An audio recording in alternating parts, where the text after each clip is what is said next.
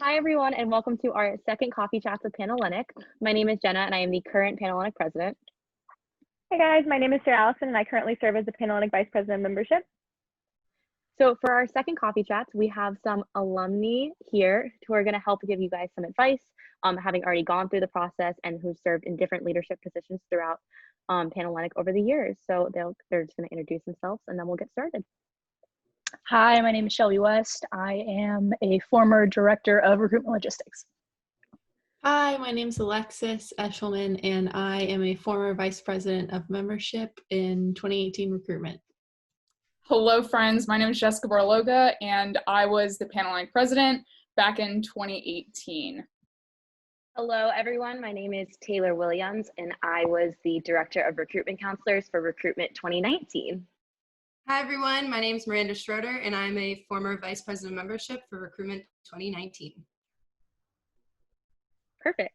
So our first question, as you may have seen in our plan that we released this past week, some of our our recruitment rounds are going to be virtual in order to make sure that everyone's safety is the first priority throughout COVID-19 and everything that's going on. So do any of you have any advice for still being able to make those connections during virtual rounds? Yeah, great question, Jenna. Thanks for asking. I did bring my coffee to the coffee chat, so I will go first. So I think one of the really unique things that's happening in the world right now is that we're really able to humanize each other. And what I mean by that is, every single component of our lives has been affected in 2020. 2020 has not been the move, but we're here and we're thriving. And, I think we have to recognize that every single aspect of our lives has been affected in some way. We have loved ones that might be sick. It's much harder to study or to see friends. And so I think that one of the great things about being able to do recruitment this year virtually is the fact that we're able to actually check in on each other and make those connections and be vulnerable and see how everyone is really doing in this wild time. Yeah, thank you, Jessica. Our next question is, so as former recruitment counselors, I guess there's lots of you, how can recruitment counselors virtually assist PNMs throughout and before the recruitment process? So I don't have my coffee cup, but I have a water bottle, so I'll go second. I think kind of going off what Jessica had said, I think this is a really good time to be more vulnerable with people. 2020, like she said, has brought out so many different things. And I think just really taking that further step to really check in on people and really ask how they're doing during these times. We all have nothing but time right now. I'm sure a lot of people can agree with that. So like I said, just really taking that spare time that you have to connect with others on a different level than we normally would. And I think it's also important to remember that even though recruitment itself is going to be virtual partly, the recruitment counselors that are there to help and guide you still went through the training that any other recruitment counselor has gone through. So they will be there for you, maybe not physically, but virtually, in whatever ways that you as a PNM will need them.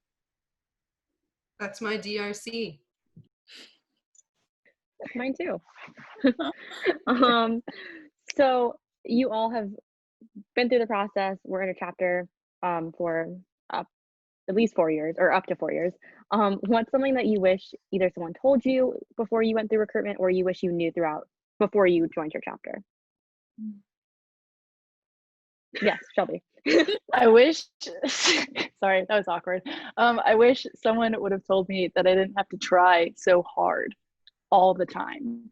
Like, I'm a little strange sometimes. I'm really into the weather, and like, there are people out there that think that's cool. And like, I don't have to sit there and pretend that I like all of these other things and that I need to dress a certain way or act a certain way. Just wish someone would have told me, other than my recruitment counselor, who was like, no, it's fine, be yourself. Like, someone would have been like, sit down, listen, like, be yourself, and it'll all work out. Would have saved me a lot of stress.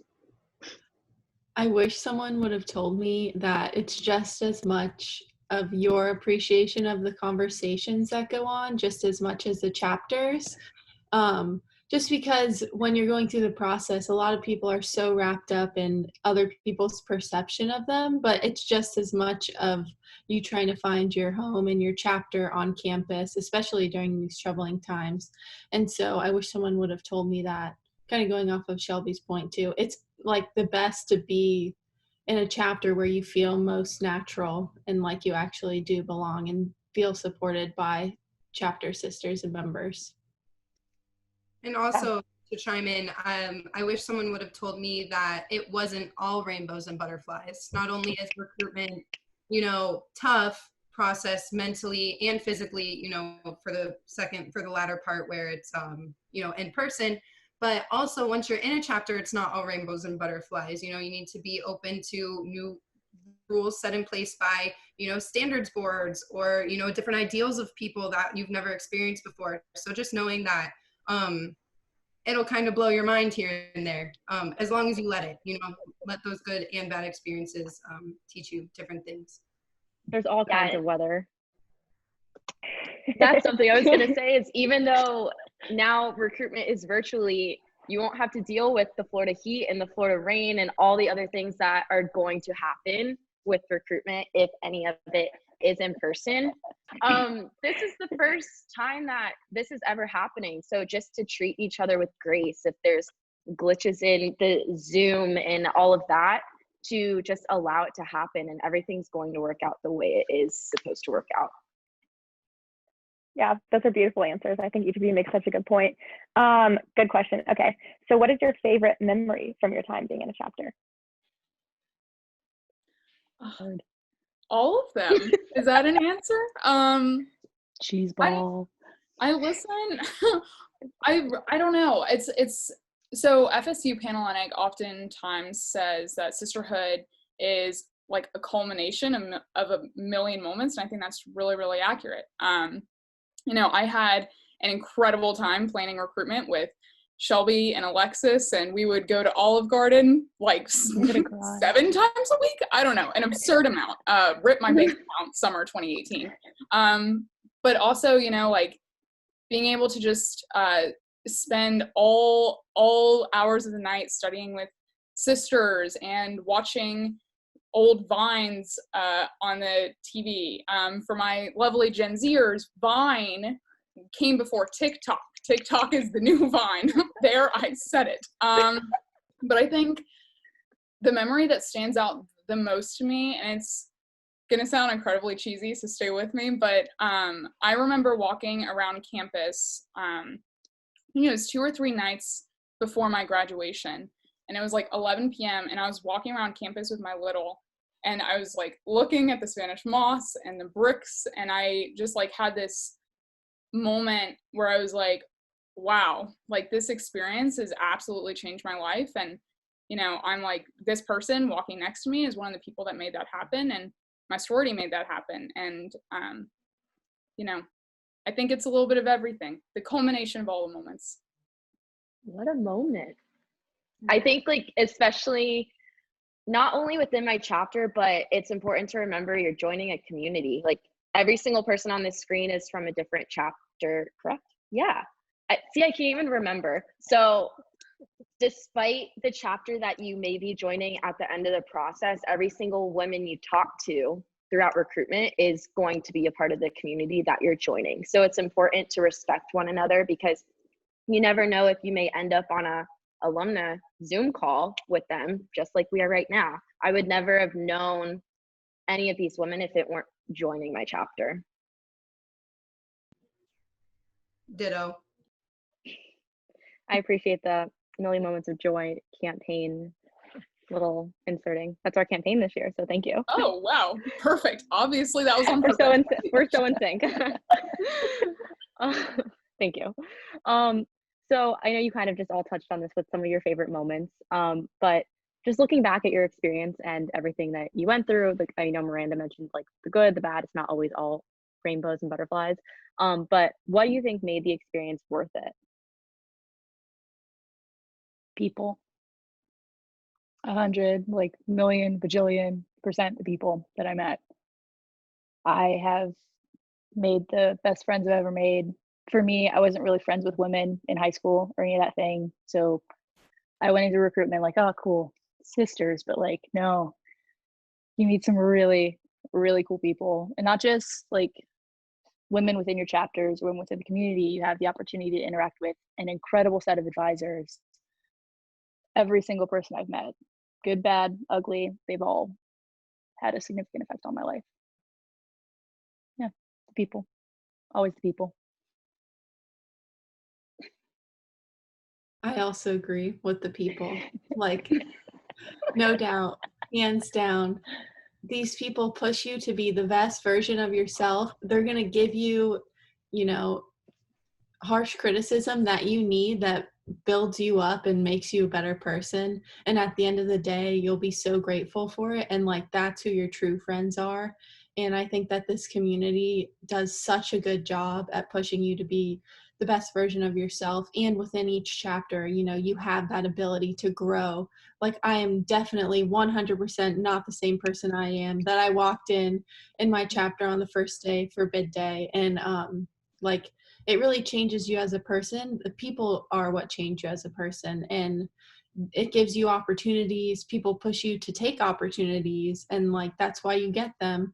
And I think, like, looking back at it, like, what makes it worth it? Literally everything, because who would I be today if it weren't for this community? And like, that's not being cliche. That's not like, I would not have the job. I wouldn't live in DC with my roommate who was a recruitment counselor, you know?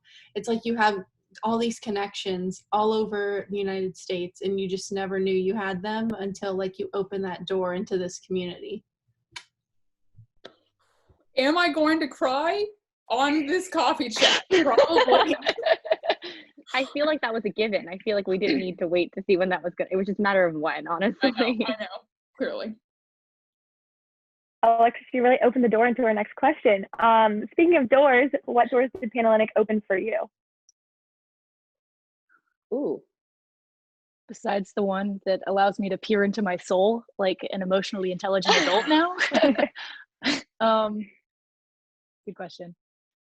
Someone else answer. Better with words. For me personally, since I graduated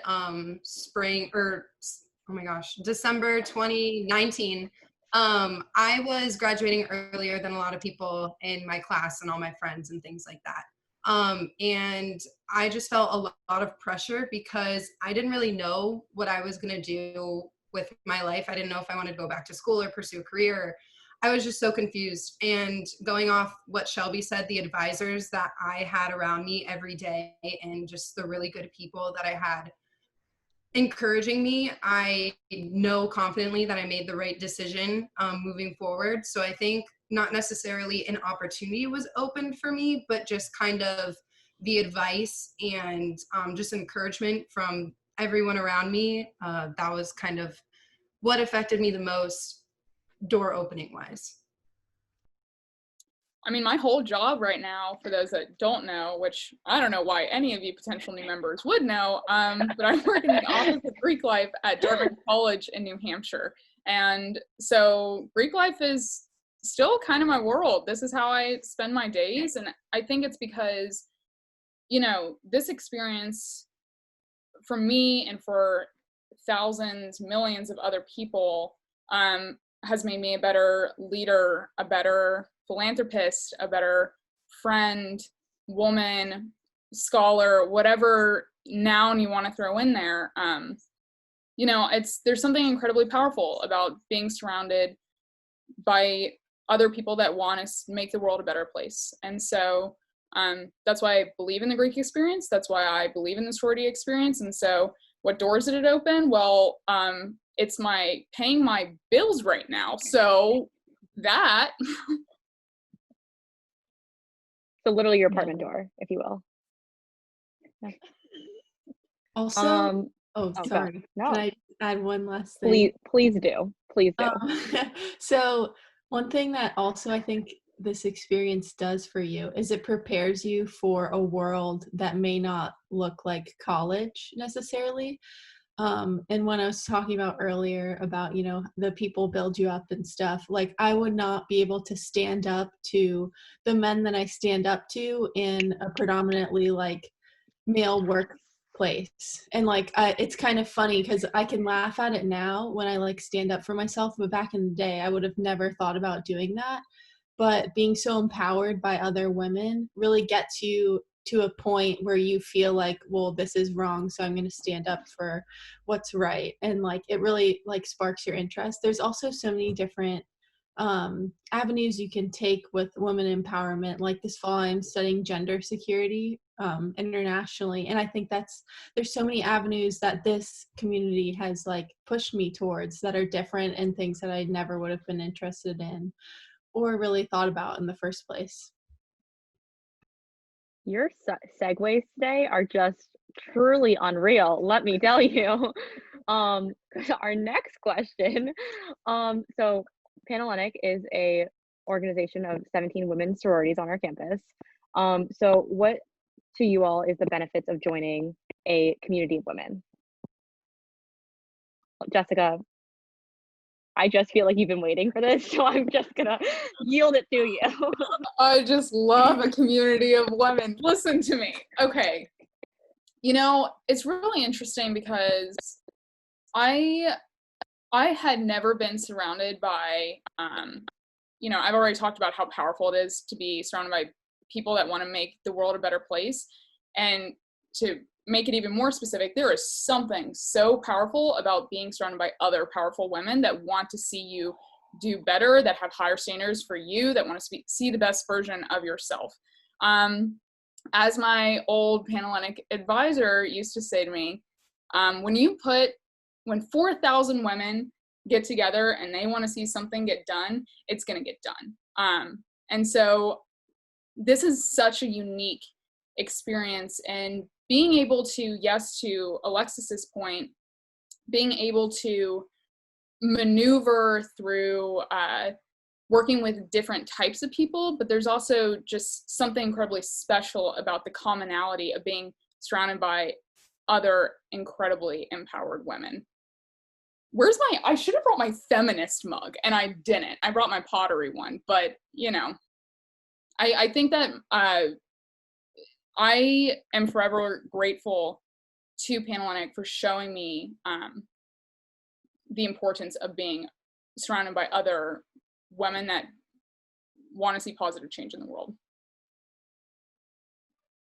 I think there's so much to be said about our community across the board. Is there's a reason why the GPAs on our campus are very high from the Greek community. There's a reason why a lot of our student leaders come from the Greek community, especially Panhellenic, because we're all constantly pushing one another to not only become chapter presidents and to do things like we all did with recruitment, but to also go outside of the Greek lines and take something up on campus that really you want and really want to change, or your passion, or different things like that. And it's because of the relationships that I formed with people in my chapter, in my community, that I was able to go outside of the boundaries of Greek life and take what I learned from those women and implement them in different organizations across campus, and just extend the reach of Panhellenic even further than Greek life. She was the executive director of Dance Marathon, if people just needed to know that. I feel like that was your time to plug that. You gotta cut that out. Also, can I add one more thing? Wait, hold on. Please do. I was gonna say from like a chapter basis, because I know we're talking about a lot about community. I love the Panhellenic community. I also loved my chapter, and I loved how different the interests were of my chapter. You know, there's some really super sciencey, nerdy women in my chapter, some super, you know, fashionistas who knew all about that, and just coming together and forming a bond with all these different perspectives. You know, we're all different walks of life, and coming together and joining under one creed, and also all these chapters coming together, joining under the Panhellenic creed, is just something that's so amazing and empowering, just to go off of all these women's points. But even if you don't get involved in Panhellenic, within your chapter, like, there will be women to push you, and there will be women to support you in each and every one of your chapters. And each and every one of the chapters on FSU's campus is a great chapter to be a part of. And I just don't come in with any preconceived notions otherwise, because they're just not true. Eshelman with the mic drop. Well, see, she had mic drop it because there was no more segue, because that was our last question. But is there any last advice that you would give to PNMs, either nervous for recruitment or just like the Panhellenic experience as a whole? Last words, last advice anyone wants to give? I see everyone unmuting themselves. Carloga, go with something cheesy. That's what you're here for. Come on. I know. I think that we've talked a lot about the support that you get from being, you know, like actively in a chapter when you're in college. But don't forget, like, you have a whole alumni network that is waiting to welcome you with open arms, like, once you graduate. You're not just joining a chapter for 4 years. It's not 4 years, it's for life. I know I'm like one of those.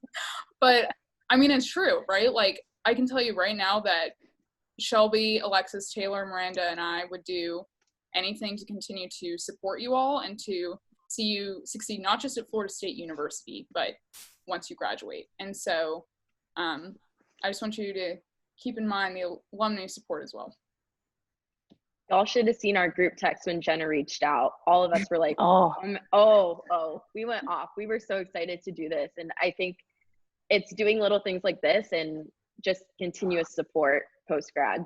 My last thing would be, you get out what you put in. And I think that extends past Greek life, past Panhellenic, past everything. I think that's also just a little life nugget. But it's true, you do get out what you put in regards to recruitment. If you're open and you're honest, you're gonna end up in a place where you truly belong and are truly gonna thrive for 4 years. You know, while you're in those 4 years, if you're putting in 110%, going to those functions, those philanthropy events, and doing everything that you can, there's not gonna be any type of negative experience. So, like I said, just you get out what you put in. And I love Don't forget to be yourself. Thank you so much to all of our beautiful alum for coming and answering all of our questions today. Sarah, Allison, and I appreciate all of you, and truly, like they all said, call them for every single thing and question and advice that we still have. So they really do know what they're talking about. If you have any other questions about the recruitment experience or Panhellenic as a whole, make sure to reach out to us through our website at floridastateph.com or our social media at FSU Panhellenic. And we'll see you for our next coffee chat.